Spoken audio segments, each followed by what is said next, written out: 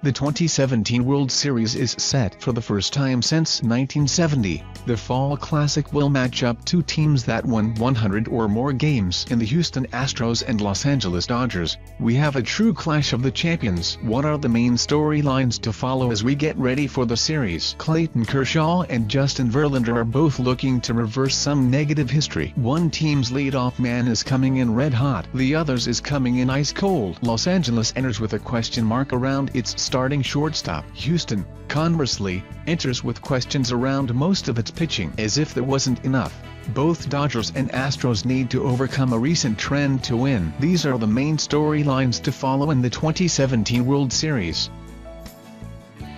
Clayton Kershaw on the biggest stage. Kershaw's 2017 postseason has been more than good enough. His 3.63 ERA is far from great, but the Dodgers are 3-0 in his starts and he sports a personal 2-0 record. Now, he's pitching in a spot he's never pitched before the World Series. We'd probably have to go back to Barry Bonds in 2002 to find a World Series where one player had a greater spotlight on him. While his team didn't win, Bonds performed well in that World Series. It's important that Kershaw does the same here. If Kershaw pitches well, especially if Los Angeles wins, then the Kershaw is a choker narrative will be buried. How often do we talk about the early career big game struggles of John Elway, Peyton Manning or LeBron James anymore? Winning erases that. Pitching poorly and losing, on the other hand, will only make that narrative louder than it's ever been before. Kershaw will be 30 next year. Injuries have kept him from making more than 27 starts in each of the last 2 and 3 of the last 4 seasons. Also,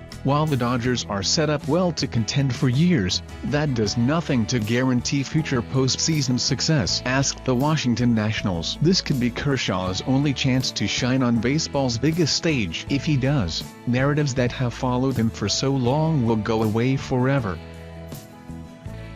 Can the Astros bullpen hold up? The postseason has been dominated by short outings and good bullpens. The trend seems to have missed Houston. Part of that is because the Astros have had their starters go longer into games than other teams. But another inescapable element is that the Houston bullpen has struggled. In the postseason, Astros relievers have yielded a 5.03 ERA and a 1.32 WHIP. As a comparison, the Los Angeles bullpen is at a 0.94 ERA and 0.49 WHIP. Sadly for Houston, it gets worse. The Astros bullpen has had a particularly hard time on the road. Away from Minute Maid Park, the Houston relievers have a 7.32 ERA and 1.58 WHIP. As we'll soon detail, the Astros are going to have to win at least one game at Dodger Stadium. Now, the other end of that is that Dallas Keuchel and Justin Verlander are scheduled to go in Games 1 and 2. If Houston holds to its normal rotation, that would mean Verlander in Game 6. So, if those two can go deep into their games, you'd only be looking at a heavy bullpen game in Los Angeles in Game 7. That's true, but you can't rely on blowouts in the World Series,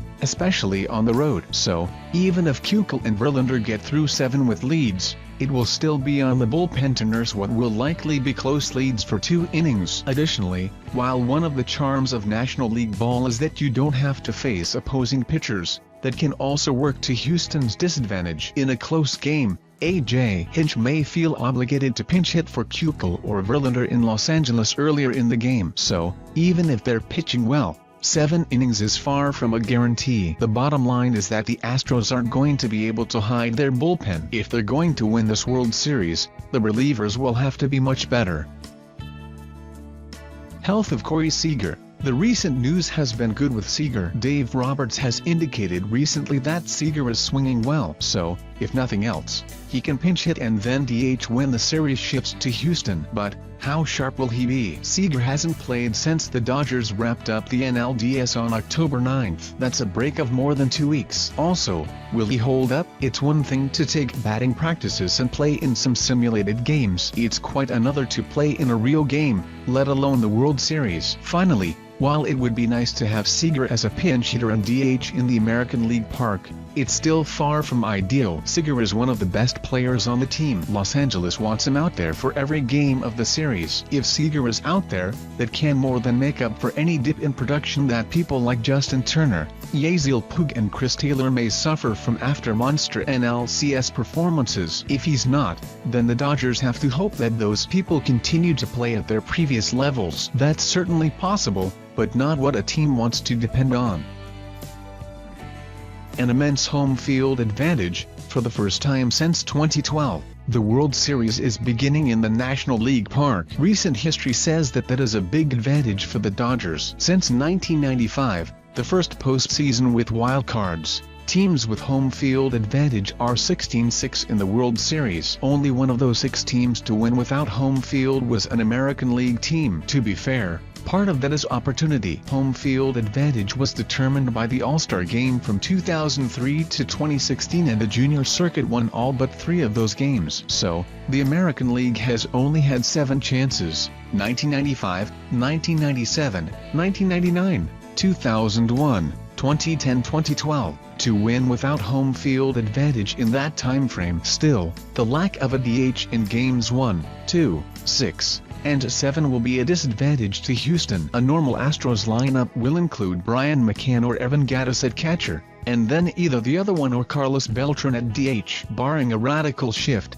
only one of those 3 will be in the lineup in Los Angeles. Additionally, the Dodgers were a league-best 57-24 at home during the regular season and are 4-0 at Chavez Ravine in the postseason. Conversely, while Houston had a 53-28 road record during the season, the Astros are 1-4 away from Minute Maid Park in the playoffs. These are all rather significant obstacles that Houston will have to overcome at least once to win the World Series. Chris Taylor continuing to set the table. The Dodgers are 7-1 in the postseason. As such, they've had many heroes, but offensively, it's hard to single anyone out above Taylor. Given that Justin Turner has been hitting at an unconscious level, how can we single Taylor out as the main hero? While Turner has slashed at .387, .500, .667, with 3 home runs in the playoffs, the number that really stands out is 12 RBI. He's been hitting at a staggering level, but the hitters in front of him have done their part in making sure that Turner's hits have done damage. That's where Taylor comes in. He's slashed at .281, .410, .594 in the postseason. In the NLCS, Taylor also slashed at .316, .458, .789. Earning co-MVP honors with Turner. If Taylor continues to get on base at a .400 plus clip, then Los Angeles becomes nearly impossible to contain. Shutting the likes of Turner, Cody Bellinger and Yasiel Puig down is possible, but it's highly unlikely. It's much more possible to face those guys with empty bases, minimizing the damage that they do inflict. If Taylor is getting on base at that rate, both him and his team are going to score a lot of runs. Consistency of Astros 3-4 starters. Keuchel and Verlander have been spectacular in the postseason. As starters, those 2 have combined to post a 1.83 ERA and 1.02 WHIP. Those 2 will likely combine for 4 starts. Theoretically, all Houston has to do is win those 4 games to win the World Series. But blemishes can happen, especially against a lineup as potent as the one the Dodgers feature. We also have to remember that Keuchel will likely be matched up against Kershaw twice. So, winning those 2 games is far from a guarantee. As such, the rest of the starters will have to come through. During the postseason, those starters have posted a less than spectacular 5.40 ERA and 1.43 WHIP. They've certainly had their moments. Lance McCullers Jr. has been spectacular as a starter and reliever. Charlie Morton was fantastic in Game 7 of the ALCS. The Astros are going to have to see the good versions of those guys in Games 3, 4, and possibly 7. Dodgers bid to overcome the curse of clinching first. Clinching first would seem to be an advantage. With 4 days off, The Dodgers will be well rested in Game 1 and will get to set their pitching rotation however they want. The Astros, conversely, will get only 2 days off and won't be able to throw Verlander until Game 2. So, advantage Los Angeles, right? Actually, recent history says that while home field advantage works for the Dodgers, the timing of the clinches works in Houston's favor. Each of the last 8 Fall Classics, as well as 10 of the last 11, has been won by the team that clinched its pennant second. The Philadelphia Phillies' 2008 triumph over the Tampa Bay Rays is the lone exception. We understand randomness is always a big factor in the playoffs, but this is too big of a sample size to dismiss as purely coincidental. Resting for 4 days is good, but it's also significantly different than what MLB players are used to doing. Until the early pennant winners, like Los Angeles, can break this trend, it's going to be a big part of the World Series every year. George Springer trying to break his slump. While Taylor has thrived at the top of the Dodgers order, the man at the top of the Astros order has struggled. Springer's .233, .327, .349 during the playoffs and was .115, .233, .115 in the ALCS. Houston's order is very much like LA's. Shutting down guys like Jose Altuve and Carlos Correa is only possible in theory, especially when they're coming in as hot as they are right now. But in order for those guys to be completely effective, they need to have men on base. That's where Springer comes in. Springer hit .283, .367, .522 with 34 home runs during the regular season. So, when he gets going, he's as good as anyone. He just needs to be that guy during the World Series.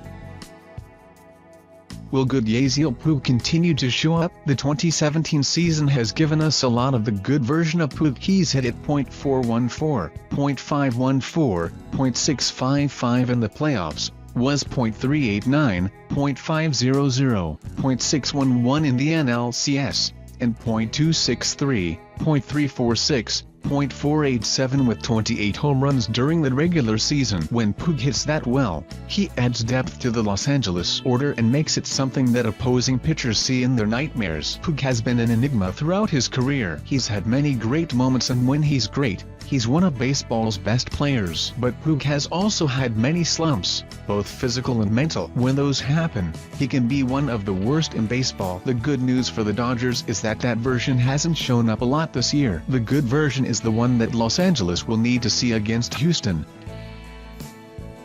Justin Verlander's chance at World Series redemption. Kershaw is not the only future Hall of Fame pitcher trying to erase a poor narrative. Verlander reached 2 World Series in his days with the Detroit Tigers. Neither went terribly well. In 2006, he posted a 5.73 ERA and 1.545 WHIP in 2 starts against the St. Louis Cardinals. He started Game 1 of the 2012 World Series against the San Francisco Giants, allowing 5 earned runs with 6 hits and 1 walk in 4 innings. All 3 starts were losses, and his team lost both World Series. Verlander will take the ball in Game 2 of the series this year. He'll either have a chance to send the Astros back to Houston with a 2-0 lead, or he will be needed to prevent an 0-2 deficit. He'd also start a Game 6 with a chance to either win or prolong the series. While he's still very good and on a team well positioned to contend for a while, Verlander will be 35 on opening day next year. We don't know how many more opportunities he'll get on the stage. Prediction: both teams are loaded. It wouldn't be surprising to see either team win this. With that said, the advantages seem to be going the Dodgers' way. They're coming in a little hotter, have the better bullpen, the more reliable starting rotation and the home field advantage. It wouldn't be the upset of the century for the Astros to win the series, but we like Los Angeles in 6.